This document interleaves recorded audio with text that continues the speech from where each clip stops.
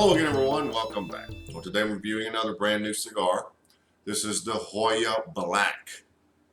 And this is the double Robusto 5x56. There's the density. And it has a nice feel in the hand. Very dense feeling. This is the double Robusto 5x56, also available in 3 other sizes: Robusto, Toro, and Nocturno, which is 6 1/4 by 46.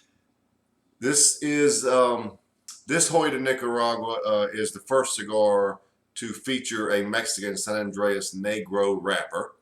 They've had those wrappers available for some time and wanted to create a blend with rich Nicaraguan tobacco, yet without the overpowering strength. So that's sort of the background of the cigar. Nicaraguan binder and filler, Mexican San Andreas Negro wrapper. Of course, this is part of the Drew Estate family. They are launching this cigar on the heels of the Joya Red, which came out last year. And if you need any information on what I thought about it, you can refer back to the blog and type in Joya Red. So let's get right to it. This is the new Joya Black Double Robusto. Now, as we look at the wrapper, it is quite nice. Has a nice oily sheen to it. Not overly so, but somewhat. You can tell in the lights here. And it's well made, quite dark. Has a nice target to cut there, doesn't it? So let's take off the minimum, as usual.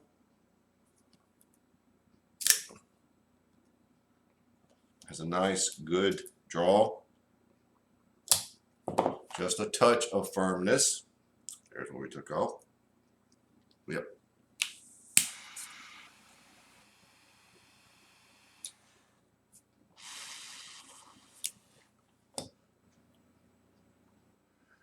Well, the first flavors I'm getting are very dark chocolate with a lot of sweetness, underlying licorice, black licorice notes, but not, they're faint. Quite a bit of coffee, which you could really almost call an espresso. It's quite dark and deep. Quite a bit of black pepper, right about a 7.5, close to an 8. We'll go with 7.5 for now. Some cream notes, which level out that dark chocolate. So that's pretty much what you start with.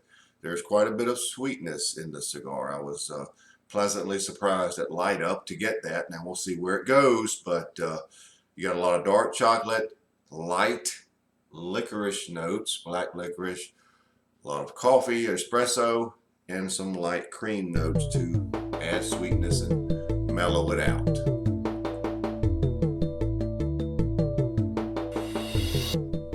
Well, I'm probably close to an inch in. And I don't really have so much of the licorice notes anymore. The chocolate's going strong, but it's being met now with quite a bit of brown sugar and a buttery cream. Before I said it was a light cream, now it's a buttery cream. So we've got a lot more richness creeping in, and sweetness is still very good. The coffee, of course, is going to be there. The espresso, I'll call it, because it's pretty dark, pretty intense. The pepper may have moved up a touch. I think I'll go with an 8 right now. Now the finish is pretty much a straight sweet cream with a little lingering black pepper. Not an overwhelming amount. The cigar is probably medium bodied, and that's about it. But there's quite a bit of nice significant sweetness on the front end to go along with that chocolate, that dark chocolate, coffee. They're all sweetened out by that now brown sugar and a sweet buttery cream.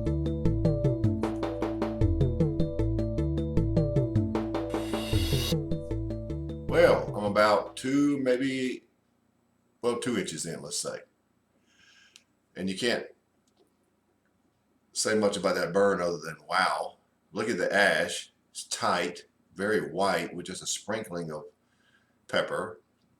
Very nice looking. Now, I struggled with what to call this flavor, and I've been doing this for the last 5 or 6 or 7 minutes. Finally, it hit me. I'm going with white chocolate. Now, you have your chocolate notes, which are not overwhelming anymore because of the brown sugar and the cream. But there is a high-pitched nice sweetness, which is conducive to a white chocolate, the buttery richness of white chocolate. It's very sweet, very high pitched. So that's going along in there with that cream and the brown sugar. The coffee notes are somewhat subdued because these other sweeter flavors are starting to really blossom. Oddly enough, the finish is unchanged.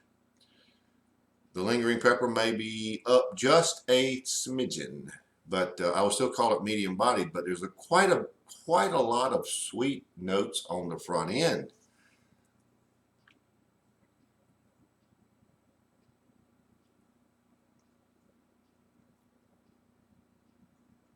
The chocolate notes are being overwhelmed by the white chocolate, the buttery cream, and the brown sugar. The regular dark chocolate and the coffee are there, but they're just really background right now.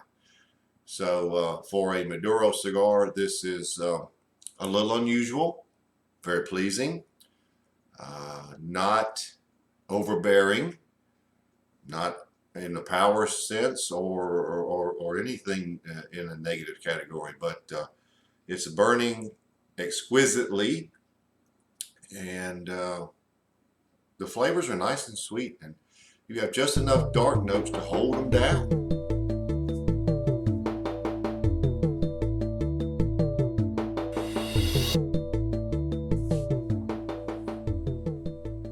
Well, we're down to the end, so let's wrap it up. This cigar is full of brown sugar and buttery cream. Those are your main flavors right now. The white chocolate is sort of there to give it a little richness. The regular milk chocolate is very subtle along with the coffee in it. Those two act as a small base, but by and large you get a ton of buttery brown sugar and cream. The white chocolate is probably secondary, and the regular chocolate and the coffee would be far down the line in third place. Medium bodied, maybe stretching toward medium to full. Finish is unchanged, it's just a sweet cream and some lingering pepper, which actually increased over the course of the cigar. As far as Maduro cigars go, this is not your typical Maduro. It is quite sweet, quite creamy, quite full of brown sugar. For me, it's very, very pleasing. It's not your typical full-bodied, heavy Maduro. This is more in the range that anybody would like. But scoring-wise, it's so nice and sweet, and I love the brown sugar. I'm rating it a 93. Excellent cigar. Really nice price points, around 8. So look for these. They're brand new, Joya, Nicaragua, Drew Estate. Very good cigar. I would highly recommend it. So there you have it, the Joya Black Double Robusto 5x56.